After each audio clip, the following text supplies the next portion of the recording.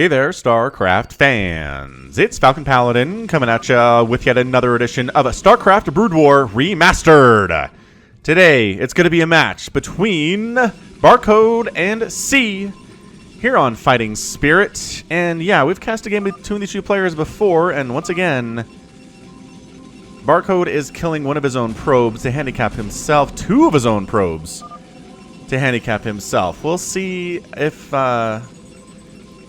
if C can beat him anyway. Top right-hand corner is the yellow Protoss player. It is Barcode. Don't know who it is. Not entirely sure. Bottom left-hand corner, we have the teal Zerg player. It is C. Now, C is normally a Terran player, so I think it might just be off-racing here, which is kind of fun. Off-racing as Zerg, and then his opponent's probably really super good. So he killed off two of his own probes in the first minute here to handicap himself, and we'll see what happens. I don't want to tell you what happened the first time these two guys met, but it was definitely a very fun and entertaining game. It was like over 30 minutes. It seemed the handicapping did kind of a good job to actually make it an even match, and we'll see if we get the same thing here too today on the Carbot skin. Now, welcome to the channel. Quick plug for the Falcon Paladin Hour. It is a weekly podcast with myself and Somicron and Australian as we talk about the world of StarCraft. Generally StarCraft 2, but professional level stuff there too. We also love talking about movies, TV shows that are coming up and have come out, books, all sorts of nerdy things within culture. Video games are a big part of it as well. So if you just want to hear me talk to an Aussie about all things nerdy, you can go ahead and search Falcon Paladin on your podcast app, wherever fine podcasts are disseminated. Now it looks like C's going to go for the hatch first play here, about a 12 hatch. Probably going to follow that up with a 12 pool. Very standard, very safe build against Protoss in general. Assuming it's not like a proxy 2 racks or 2 gate or something, which, I mean, is possible and fairly viable here. I kind of like the yellow. I really like yellow. And like all Blizzard games, yellow is my favorite color. It's just, it pops, it looks very nice. And I just don't have any real reason to never go for it if I have a choice. But yeah, Forge coming up here is going to Forge Fast Expand. And there's the pool. Yep, pool coming down here. That was about 12 supply, too. And then you don't have to go super fast with your gas if you're not planning on being dead aggressive with these early Zerglings. Just having them out to defend against any early Zealot pressure that might show up. Don't really need speed to handle that, especially if you have a Sunken up and you've scouted. But so far, no scouting. Just got Overlord coming the wrong direction, but it's a cross spawn, so I guess it technically counts as the right direction. I'm not sure who would scout with an Overlord in the cross spawn position first, because that seems like it would take a while, and if you're wrong, well, it doesn't really help you very much. So just kind of a lucky spawn here from the Barcode player. I wonder if he actually told C his spawning location, because again, he's helping him out here. There's a bit of some chat going on. I don't know what that particular Korean symbol means, but I'm sure somebody in my chat and my comments know what's going on here, which I do appreciate that, by the way. The people who translate Korean comments for me, I try to give you a thumbs up or a heart if you take your time to help me out that way. And if I don't, I apologize, but somebody else probably already did. Maybe 2 or 3 people already did before you. It's nothing against you, nothing personal. Got some lings on the way, mostly to deal with this annoying probe more than anything else. Gateway's not even done for the Protoss yet, so obviously he's not going to be able to get any pressure on down. And the pylon in a place that will facilitate easier harvesting of the gas coming out of this geyser once that assimilator is complete. So just, you know, very easy stuff right now. Easy going lair at 3.5 minutes here from C, which I kind of enjoy a lot. Like a super fast lair. Got his gas coming in. Hasn't taken the second gas yet. Although, that drone, thinking about it, no, just went the southern way around the geyser here for no reason. Not sure what that's all about. So yeah, the answer to a Protoss player going for this very fast expansion is either you go for a quick third yourself at around now, or you go for a lair at around now, and you try to kill your opponent with a bunch of lurkers, or a bunch of hiders with good upgrades, or possibly Mutalisks. Entirely doable. Assuming the Protoss player here doesn't go for Corsairs, which, hey man, that's how it works. They go Corsairs more often than not. So let's see what the Cybernetics core is coming down here. Boy, howdy. He is delaying that Cyber core. Is that it? Can't quite see. Okay, it is up here behind our little nameplates. So good. I'm glad to see there's a Cyber core. We're not going that easy. All right, not going that easy on the Zerg player C here today, are we? Look how angry that lair is in Carbot. Really enjoying it. Really enjoying that little angry eye lair. Always makes me laugh here in Carbot. And to be honest, you guys, when I'm casting Carbot or I'm casting StarCraft, I generally don't even think about it while I'm casting. The units are units. They look the same for me. Hey, look, a third base has come up here for Yumbo. That is so The colors, man. Teal on this map really blends in with the mini-map. So check it out. Third base is already done while I'm blabbing my mouth off about, well, either he's going to get a lair or he's going to get 3 bases, and he got both. So we're good. Spire on the way. Still hasn't taken that second gas, which indicates it's going to be Scourge in response to the Corsairs. Which, considering the fact that is a Stargate just now warping in, makes a ton of sense to me. An immediate Corsair production has begun in about 5.5 minutes, which again is late because our barcode player did handicap themselves. I think a probe just got picked off down in this bottom left. I'm pretty sure I saw a yellow thing down here. And then it was gone. But yeah, Spire just about complete here. Scourge should be here with no problems whatsoever to take down the Corsairs. A Zealot does come up to the third base. And he's going to try to take down a couple of these drones. Lings are causing him some trouble. There we go. Some extra Lings come in. The positioning here is pretty fantastic. Now, he gave it up. He gave up his positioning, and now he is done. So he might have gotten a single drone there. Not entirely sure if he did.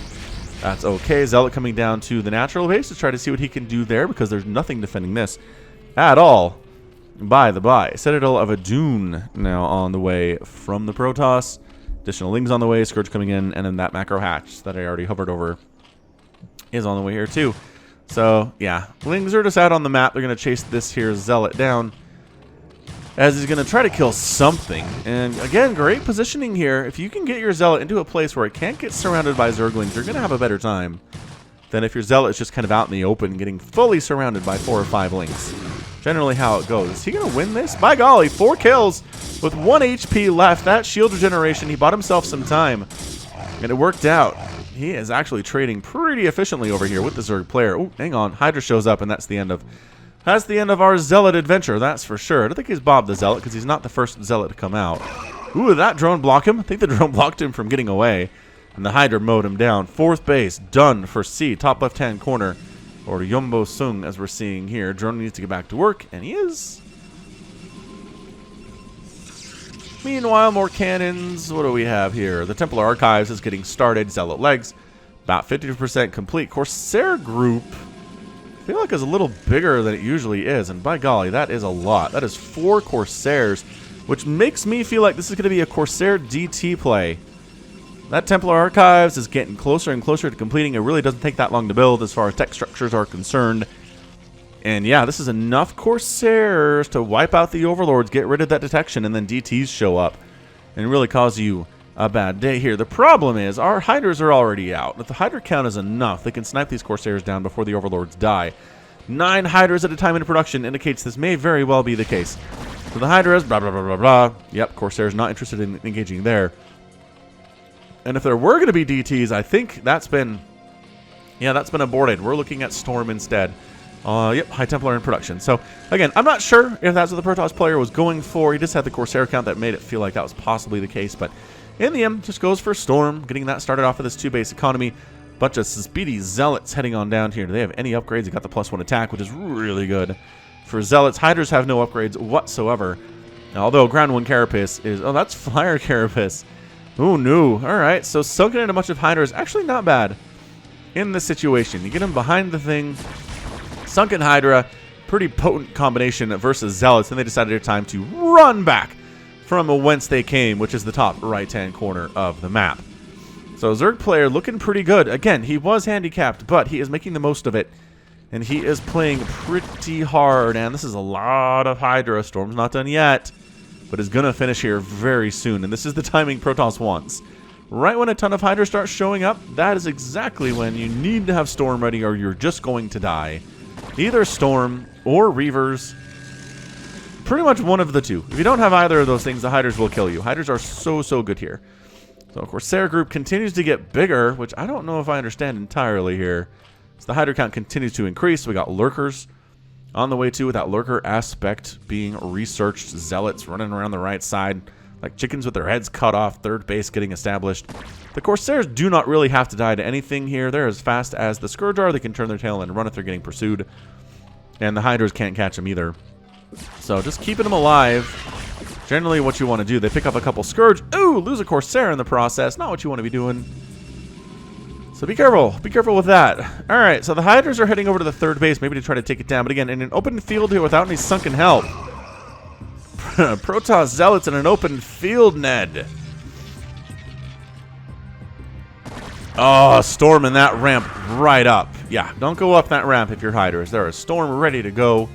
A lot of High Templar on the ground already. More in production back home, as we can see on that production tab, which is so darn useful. And the Corsairs just again flying around being annoying, making sure the Overlords don't have any map vision at all. Because map vision is good for Zerg, and if you take it away, it's good for you. Scourge, I don't know about this. Oh, they got another one. They got a Corsair, though, and honestly, that's good. If you can take down a Corsair with Scourge, like every couple minutes or so, you're going to be just fine. Corsairs are expensive. I was going to say, usually Protoss don't like to replace them, but boy, this Protoss player is making another Corsair here at about 11 minutes. Indicates he wants more than he has. He wants at least the 6. Catching another angle there.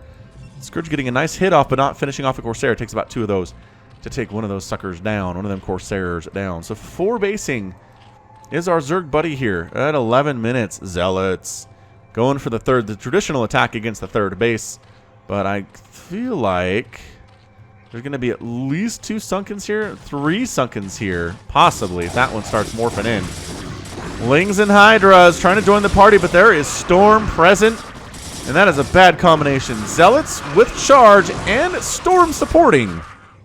It's pretty good against Ling Hydra. Not so great if there's no Storm, but if there is Storm, things change a lot. Ooh, trying to snipe off those High Templar. They get 1, but taking a Storm to the face in the process. Hydralisk goes down. Corsair still trying to find stuff to kill. Oh, hang on, there's a shuttle. Oh my gosh, there's a shuttle back here. Storm drop does get the storm off. How many kills you get, buddy? 3? 3 is not bad. And then the Hydras take down the High Templar. The Zealots at the front are attacking, running into a bit of a brick wall here with this Sunken, these Lings, and these Hydras. But the storm makes the Hydras have to micro, which means they can't shoot because they can't shoot while firing. And I don't know, is that worth it? A couple drones go down. Front door gets poked a little bit. But otherwise, I really feel like the Zerg player is doing okay here. C. Holding on. He's got lurkers out now. Still has that 4-base economy. Hasn't expanded a while. The first 4 bases were fast. And the 5th base seems to be a little bit longer. I mean, expanding here, I feel like wouldn't be too hard. Holding a high ground ramp against Protoss is actually not bad. Especially if you have lurkers. And the lurker tech is here, but Dragoons, a bit of the tech switch here to deal with the lurkers. You want to keep that in mind, Protoss players. If your opponent Zerg goes for the lurker tech, which they're probably going to do, you want Dragoons, is what you want. At least until Dark Swarm comes out. Then you want to tech switch back on into things like Archons and Reavers. Anyway, it's just a back and forth play. ZVP is. Corsair is continually trying to find Overlords to kill. They picked off a couple recently, but not enough to supply block our Teal Zerg player, that's for sure. There's your 5th base, left side. 9 o'clock position. 3 basing Protoss, pretty scary stuff, but a 5 basing Zerg feels pretty comfortable about it. Working on adrenal glands as that hive is done. Hydra is just trying to pick off High Templar as well as they can. Kind of sacrificing Hydralisks for it. Yeah, Lurkers out in the open against this much Protoss are not going to have a good time at all. Lurkers burrowing in at this 3rd base. Scourge trying to find the Observer. Got the Observer. What a snipe on that right side. Now attacking into this. Seems ill-advised. Unless you have a lot of High Templar, which there is 1 right now. So you're not going to storm all of those Lurkers down, that's for sure. I'm not sure engaging out here is necessary. If you're C, he's overstepping his bounds just a little bit. Needs to stand, needs to defend, needs to force the Protoss to commit. And then he'll get in there. Scourge. Got something. Is that another Observer? I think it was. I think that explosion looked Observer-shaped at the very least. But again, all this does is allow C to get his 5th base up on the left side. He's pushing away. Oh, hang on. Pushing away the Protoss. Some Corsairs getting sniped down. I'm not sure that's a huge problem here for Barco, just because I don't know that he needs many Corsairs against this Hydra Lurker composition. He can free up supply for other stuff that's probably better. As he is making more Zealots, as he is taking another base at the top side here, but it's very close to the Zerg homeland. And he's trying to get these Lurkers up the ramp to try to shut this sucker down. Ooh, they burrow on the ramp. Is there any detection here? I'm not sure there's an Observer here with this army, and this base might actually end up getting sniped down here. Lings at the front, just sacrificing their bodies. They do have the adrenal glands, which means they're doing damage. Ooh, sniping down an Observer, but another one is here. another one yet. Just, is he constantly producing observers? It kind of feels like it, but the production tab says no. And then with the detection, they can easily take down these lurkers, and the fourth base has been established. The battle for the fourth base is real. It's not over yet, as it looks like C wants to attack up this ramp, which I do not recommend. Do not come up this ramp, young sir. Come on, C. Stay. No, C. Don't go up this ramp. These are +2 zealots, man. I know you have +1/+1 for your ranged, and +1/+1 for your lings too, which is great, but attacking up this ramp. Oh, coming up the other ramp and then burrowing some lurkers in down there, getting stormed immediately.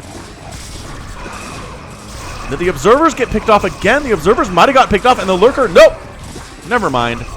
I think we're good. Where the heck is that detection? I don't know. It's hard to see. I don't know how C is seeing any of it.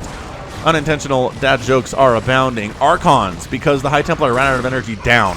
Archons, it turns out, pretty bad against Hydras. Zealots better if they can go ahead and get in here. This has been an incredible battle for this fourth base, for the soul of the Protoss. If he can get this fourth base, he's going to be okay. If he can't, he's going to be in so much trouble. Additional High Templar are coming in. That spells doom for the Zerg army as the storms start to rain down from the heavens. That Archon going to die. He's got all of like 15 HP.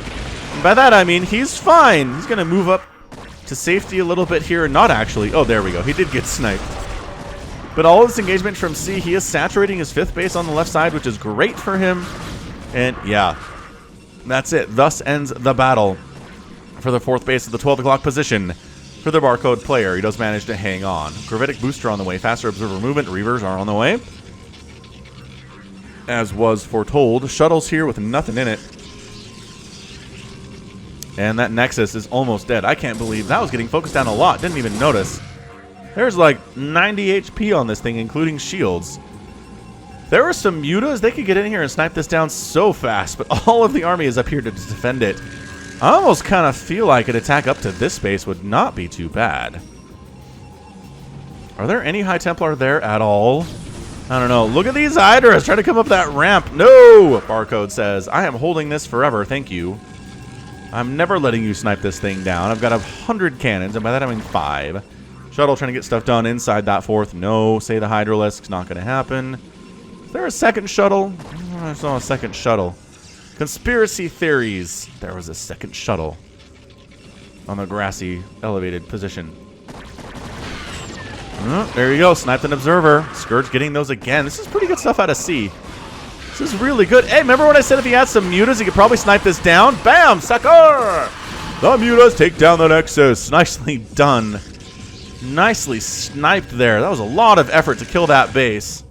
I don't know. Maybe Protoss is actually feeling a little relieved. He can just rebuild it now. It'll be at full health and much harder for Hydras to snipe down. Are there any Hydras remaining after all of that? I think they went in there, sniped it, and possibly just died, because I don't remember seeing them fly out, and I don't see them anywhere else on the entire map. Nope. Hang on. Here's one. I wonder if he was involved in the battle. He's got full HP. That seems unlikely. Seems extremely unlikely. Another base coming up at 12 o'clock position, saving it with Hydras and Lurkers. Okay, just Lurkers. Is C is expanding like a Zerg player needs to do. 161 to 175 supply, and at this point, Zerg player's way up in total supply, but Storm is good, and he doesn't have the Filers yet. The Filer mount is almost done. Keep an eye on that. Engagements coming on in here. We got Reaver hits. We got Archons melting these Zerglings to some extent. Sunkens are not really going to be enough. Where my observer? There's my observer at. I see him. Observer up. Nice snipe on that Scourge to keep the observer alive. Scourge coming on from the top side. They get the observer. Detection is gone. Archon in the mix, though, does get picked off. He was fighting on his own. Not something you want to be doing. Lurkers with a surprise wrap around. Oh my gosh. No. The Protoss forces. If you get jumped on like that with Lurkers, you're just going to die. And suddenly, it's 156 to 110 total supply. Suddenly, that's what we're looking at here. And I think C might have done it. That might have been the engagement that ended the day here for Barcode. I'm sure he's on 4 bases. He's very scary that way. I understand that. He is making more Archons. He's making more Reavers. But he's down 30 supply to the Zerg, which is just a horrible place to be if you're Protoss. Defiler Mound is done. Working on 10 mutas. Bit of a 10 mutalisk tech switch, which can any of this shoot up? Sort of. The High Templar can storm, but there are no Dragoons here. There are no Corsairs out. C's saying something. I don't know what that is. Is that to do an F in chat? Looks like an F, but it's backwards. I don't know. Again, I do not read Korean whatsoever. But yeah, Reavers, Zealots, and High Templar are not good against Mutas. So this might just be a situation where the Mutas show up, snipe off. I guess there are some Archons. There are some Archons here. High Templar does get killed, gets a couple storms off, weakens these Hydras quite immensely. But another High Templar sniped. Oh, that's not great control out of the Barcode player. Zealot trying to see what we're dealing with here, I think, for the most part. Mutas getting the shuttle. That's a big pickup. Trying to get the Reaver down. The control here is actually pretty great. Archons splashing on those stacked up Mutalisks, but the Reaver gets sniped down. 200 to 152 supply. Oh my gosh, this is so bad. This is so bad for the Protoss player. Again, he handicapped C to start this thing, but it looks like he is in an immense amount of trouble overall. Again, 4 bases, good, but overall supply, not healthy. Army supply, not looking good. Mutas dodging storms like bosses. Dodge, dodge, dodge. I mean, again, every storm that happens here, that's it, man. That's it. At this point, there is no more storm remaining. All the High Templar turn themselves into Archons. This Reaver has to hoof it up to the north base to try to protect it. And actually, no, they get the command to go back home instead. I don't know what that's all about. I assume protecting this base is probably the most important thing to do. Yeah, the Mutas are just, they're not great at killing Zealots, but hey, what else are they going to do with their time right now, right? They're not going to try to harass. There's too many cannons at each of the places that are providing income. And by that, I mean the 2 bases that are providing income. Yeah, stacking, that whole Muta stacking trick is great unless you're fighting Archons, in which case it's really bad. Because Archon Splash is insanely good. We're looking at 3 attack for the ground units for Protoss. We're looking at 3-2 here, with armor being the 3 for Zerg. And 3-2 for the Lings as well. I'm loving that. Loving to see both sets of upgrades right now for the ground units for Zerg. You don't see that a lot, I feel like. We're 22 minutes in, so maybe that's a little bit normal than I'm trying to make it out to be. Hydra is pretty much just doing it on their own here. More storm does show up. I thought all the High Templar were dead. Says C. Ling's going for that wraparound. I see you. I see you, Zerg units trying to get a surround on this army. And they're coming in from both sides. Lurkers trying to burrow one on top of the Archons. Reaver trying to get shots off, but the 360 surround is real. Protoss wins the south side. Top side not looking so good. Right side not looking quite as good either. Reaver getting some good time shots off in the mix, but getting sniped off at the end of the day. 172 to 147 supply. Protoss hangs on like a boss with some incredible micro, but the Reaver gets sniped down. The Dragoon's not going to hang against these adrenal gland cracklings. Not in the teeniest or tiniest of bits. A ton of Zealots joining the party. Player 8 has entered the game. Trying to get some Lurkers on up in here, but I don't know if that's going to work at all. 14 Hydras in production. This game is pretty nuts. Both players with well over 300 APM. Hydras are ready to go, though, and coming from multiple directions. I don't know. Storm happening everywhere, but the storm not actually that great on the top side. The Archons getting sniped off. Oh, I don't know if this is BM or what, but see, it's kind of weird to me if you're going to BM somebody who gave themselves an intentional handicap. And it's 195 to 110 supply, and bam, sucka. Good game is not called, but I have to assume they're probably in the same room, and whoever this Protoss player has said, GG! GG, man, that was really well done. I mean, honestly, do you think C needs help? That was a really, really excellently played Zerg game. Sure, he never actually used his defilers. Okay, I understand that. And to be a truly great Zerg player, you got to use them defilers, everybody. That's something that I'm trying to figure out how to do. I've never been super, confession time, never been super great at using spellcasters in StarCraft. It's not my favorite thing. I just feel like Zerg should just be able to murder whatever it wants just by making a ton of units. Which it's not entirely fair, and I get that. But anyway, the point is, no Defiler play, just won this thing with Lings, Lurkers, and Hydralisks with really good upgrades and a bunch of Mutas in the mix there too. The control was good, the APM was great, the expansions were fantastic. Protoss was never able to kill any of his hatcheries, which if you lose 0 hatcheries against Protoss and his EVP, you're going to have a pretty good time, generally, is how that works.